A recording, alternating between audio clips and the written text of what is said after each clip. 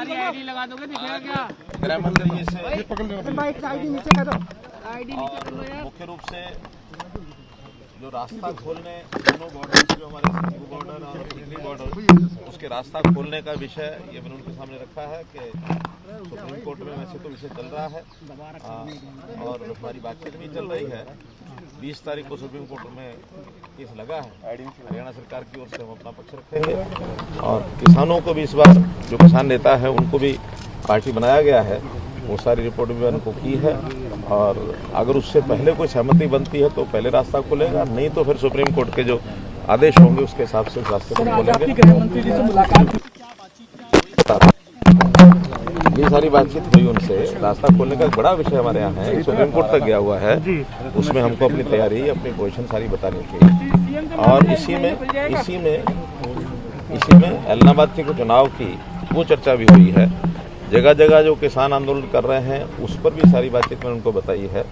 जैसे केवल ruling party के लोगों का विरोध करना जिस प्रकार से चल रहा है वो भी सारा विषय उनके सामने रखा है। फिर भी शांतिपूर्वक आंदोलन वो लोग चलाएं, ऐसी हमारी अपील हमने भी की है।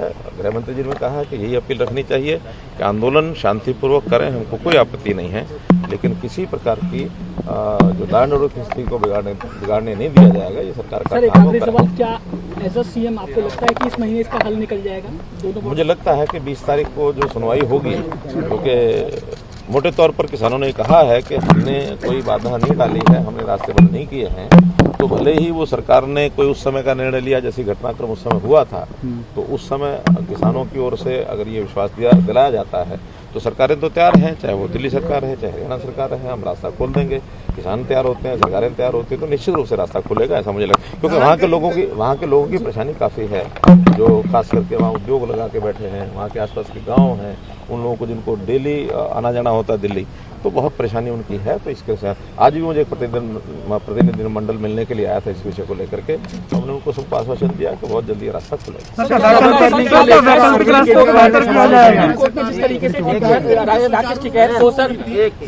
तल्ख लहजे में कहा था कि आप प्रदर्शन करें लेकिन रास्ता रोकना, राष्ट्रीय राजमार्ग रोकना ये कहीं भी असंवैधानिक नहीं है। क्या इसी के चलते वो बैकफुट पे आए सब? अब क्योंकि उन्होंने तो कहा है कि हम रास्ता नहीं रोकेंगे, तो मैं ऐसे ही कहूँ कि कारण से आए या किस कारण से आए, जब एक सहमति बन रही है तो इसमें हम आपस में एक दूसरे के खिलाफ क्यों कीचड़ उछालेंगे। रास्ता खोलने की सहमति बनती है, रास्ता खुलता तो सभी को विन विन पोजीशन है उसमें। सर, वैकल्पिक रास्तों को बेहतर करने की बात भी है क्या? जो वैकल्पिक रास्ते हैं हरियाणा का, उनकी जो दशा है उनको सुधारने की बात है। लोग परेशान ज्यादा है क्योंकि जो छोटी सड़कें हैं, खास करके जो PWD की रोड्स हैं, मार्केटिंग बोर्ड के हैं, वो इसलिए नहीं, इस हैवी ट्रैफिक के लिए नहीं बनी थी। इतना हैवी ट्रैफिक लगातार चलने के बाद सड़कें टूटी हैं, कुछ वर्षा भी उसका कारण है।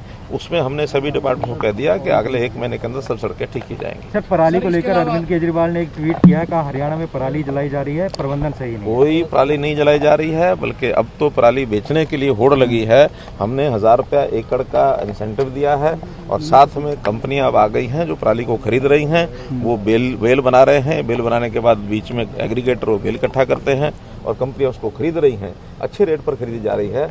उसमें हरियाणा की जो पराली है उसकी आमदन हो गई है किसानों को, इसलिए किसान कोई नहीं जला रहा उसको।